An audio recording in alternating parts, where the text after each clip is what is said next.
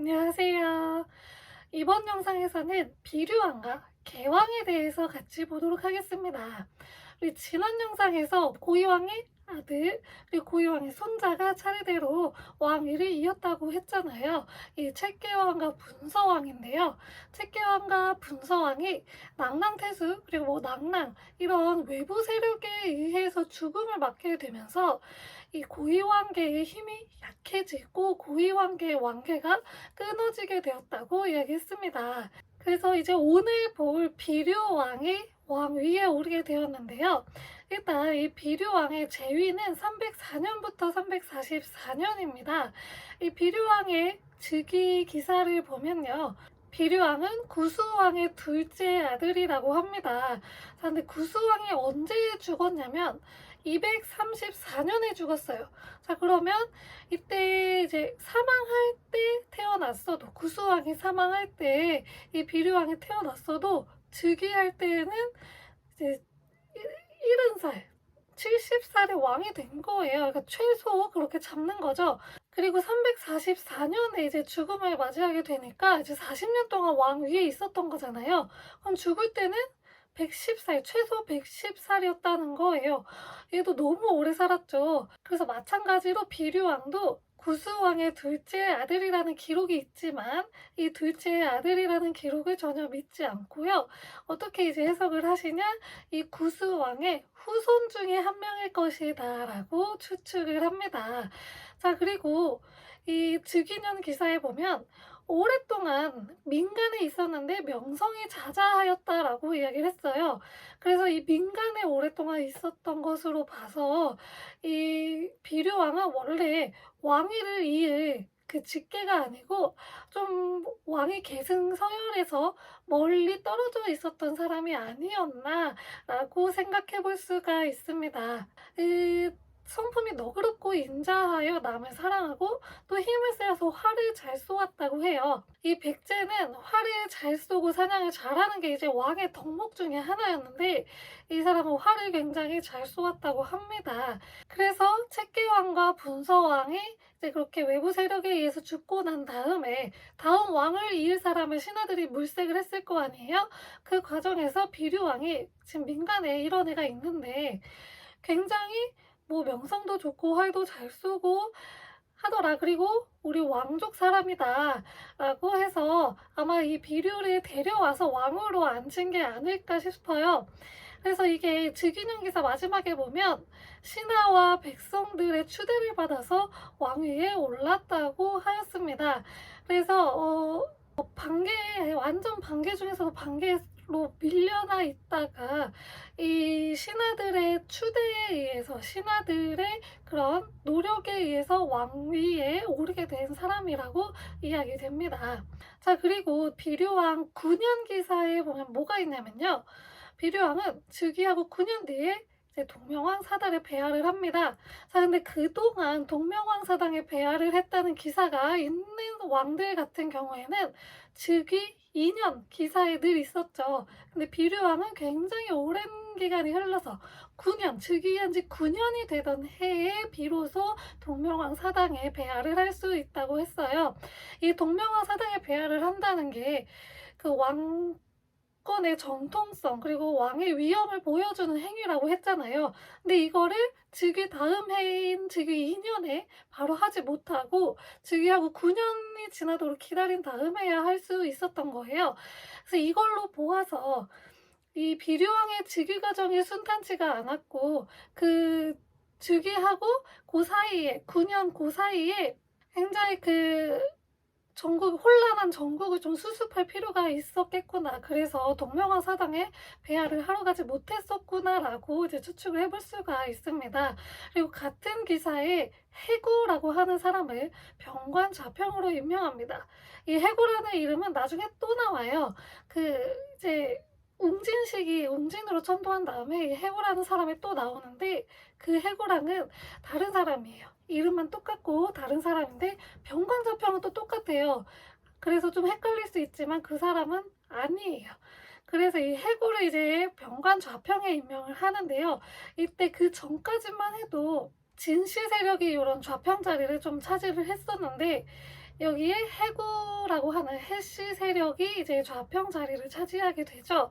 그러면서 진씨 세력이 배제되고 해씨 세력이 대두가 되지 않았을까. 그래서 이 비류왕을 왕위에 올리는데 진씨 세력이 아닌 해씨 세력이 큰 도움을 주지 않았을까라고 충분히 추정을 해볼 수 있습니다. 자, 그리고 13년 기사에 검은 용, 흑룡이 나타났다라고 하는 기사가 있어요. 이 흑룡에 대해서는 이후에도 흑룡이 또 나오긴 하는데, 이 흑룡이 어떤 일을 상징할 수도 있고요. 아니면 이 왕의 직계 있죠. 직계, 왕 위를 잇는 직계 자손들, 그 사람들을 상징하는 뭐 그런 상징일 수도 있다고 해요. 그래서 여기서 말하는 흑룡은 솔직히 정확히 뭘 얘기하는 건지 잘 모르겠어요. 나중에 비유왕이라고 그 이름 비슷한 왕이 하나 있는데 걔도 흑룡이 나오는데, 그때 흑룡은 그 약간 암살 세력을 뜻하는 그런 거예요. 근데 여기서의 흑룡은 뭔지 잘 모르겠어요. 그래서 흑룡이 일단 13년에 나타났고요. 그리고 즉위 18년에 이복 아우인 우복이라고 하는 사람의 내신 좌평에 임명을 합니다. 여기서 또 학자분들이 뭐지? 라고 하는 포인트가 있어요. 바로 우복이라고 하는 사람의 이름인데요. 이게 우복이 전체가 이름인지 아니면 우씨성을 가지고 이름이 복인지는 정확하지 않지만, 만약에 우씨라고 한다면 비류왕도 우씨일 가능성이 제기가 되는 거죠. 그래서 초고왕계가 확실히 아닐 것이다 라고 이야기를 하시는 거예요. 굉장히 또 이야기거리가 많이 던져지는 그런 기사 중에 하나입니다. 자, 그리고 나서 24년에 이 우복이 반란을 일으켜요. 아니, 자기 형이 왕인데 얘가 반란을 일으켰어요. 왜 그랬을까요? 이 비류왕 때 기사를 보면요, 그 자연재해라든지 이런 기사들이 좀 있어요. 그래서 굉장히 살기가 힘들었고, 그 멀리 안 가고 조선시대까지만 와도 뭔가 자연재해가 계속해서 일어난다라는 것은 왕이 제대로 정치를 못해서 그런 거다라고 하는 인식이 강했잖아요. 고대에는 더 심했을 거란 말이죠. 그래서 이 계속해서 자연재해라든지 가뭄 이런 것들이 일어나다 보니까 왕권이 굉장히 또 그 낮아졌고, 그리고 이 비류왕의 즉위가 정상적인 방법이 아닐 거라고 추측을 하잖아요. 그래서 이 전국이 아직도 그 혼란스러웠던 그런 상황이었기 때문에 이 우복이 그 약해질 왕권을 틈타서 반란을 일으키지 않았을까라고 추정을 하기도 합니다. 자, 그리고 이 자연재해 기사 같은 경우에는요, 진짜 자연재해가 일어난 것일 수도 있지만 그게 아니고, 아까 방금 얘기했듯이 그 정치적 상황이 조금 혼란스러웠잖아요. 이 혼란스러웠던 정치적 상황을 이 자연재해라고 하는 그걸로 우회적으로 서술을 한 게 아닐까라고 추정을 하기도 합니다. 왜냐하면 이 직접적으로 뭐 왕권 다툼이 있었다 이런 얘기가 적혀 있지가 않거든요. 그래서 그런 거를 우회적으로 돌려서 서술한 경우도 간혹 있어서 혹시 그거지 않을까라고 추정하기도 합니다. 자, 그리고 즉위 30년에 진의를 내신좌평에 임명을 합니다. 아까 내신좌평에 이복 아우인 우복을 이제 임명을 했다고 했잖아요. 근데 얘가 반란을 일으켰죠. 그래서 이 반란을 진압을 하고 진의라고 하는 사람을 내신좌평에 임명을 해서 다시 진씨가 권력을 잡게 되었습니다.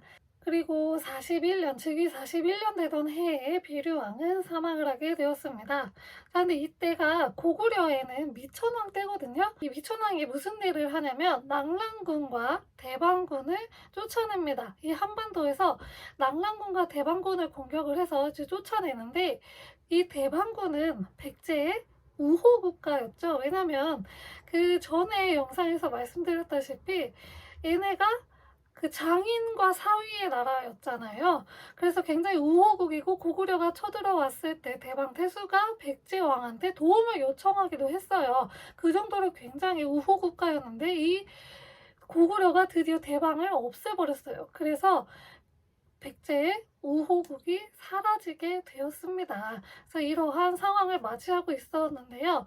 이 비류왕이 죽고 나서 고위관계 사람이 왕위에 오릅니다. 그 사람은 바로 개왕입니다. 개왕은 즉위가 344년부터 346년으로 굉장히 짧아요. 그러니까 즉위를 3년밖에 안 했거든요. 거기다가 그 기사도 삼국사기엔 2개밖에 없어요. 굉장히 짧아요. 일단 즉위 기사를 먼저 보면요.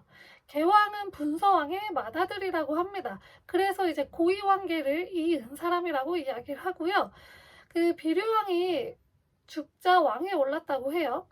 그러니까 처음에 분서왕이 죽었을 때 나이가 어려서 왕위에 못 있다가 이 비류왕이 죽고 나서 왕위에 오르게 되었다는 건데요. 그 다음 3년 기사에 바로 돌아가셨다라고 하는 기사가 있어요. 그래서 개왕은 딱 이 2개밖에 없거든요. 그래서 한편에서는 이 개왕의 존재를 실존하는 인물이 아니었을 것이다. 그냥 가공의 인물로 집어넣었을 것이다. 왜냐하면 삼국사기를 집필하는 과정에서 삼국사기가 고려 중기에 썼다고 했잖아요. 그러다 보니까 삼국사기를 쓸 시점에서도 백제는 이미 너무 옛날이에요. 그래서 그 사이에 이제 자료가 없어진 것도 많고 하잖아요. 그래서 이 김보식이 삼국사기를 지을 때도 이게 자료를 맞춰보다가 보니까 이 뜨는 빈 공간이 생기게 된 거죠. 그래서 여기에 개왕이라고 하는 왕을 끼워 넣었을 가능성도 제기를 하지만 그래도 없는 왕을 만들진 않았을 거다. 그래서 있기는 있었을 거다라고 이야기를 하시고, 그렇다면 왜 이렇게 기록이 짧냐? 이 개왕이 고위왕계 사람인데 비류왕은 고위왕계 사람이 아니잖아요. 이 개왕이 비류왕을 없애고 왕이 됐을 가능성을 제기하기도 하시고, 이 당시에 고위왕계와 그 초고왕계가 계속 엎치락뒤치락 왕위 다툼이 계속 있었어요. 그래서 이 혼란스러운 상황에서 개왕은 즉위하고 아무것도 하지 못했을 것이다. 그리고 그런 혼란한 가운데서 왕위 다툼의 그런 희생자가 되지 않았을까라고 추측을 하세요.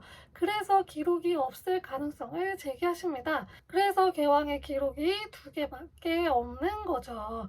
자, 그래서 오늘은 비류왕과 개왕에 대해서 같이 보았습니다.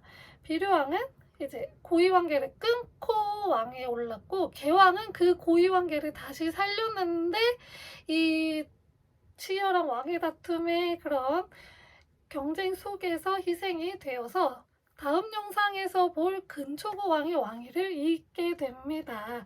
그래서 여기까지 오늘은 비류왕과 개왕에 대해서 살펴보았고요. 다음 영상에서는 근초고 왕과 그의 아들 근구수 왕에 대해서 같이 살펴보도록 하겠습니다. 감사합니다.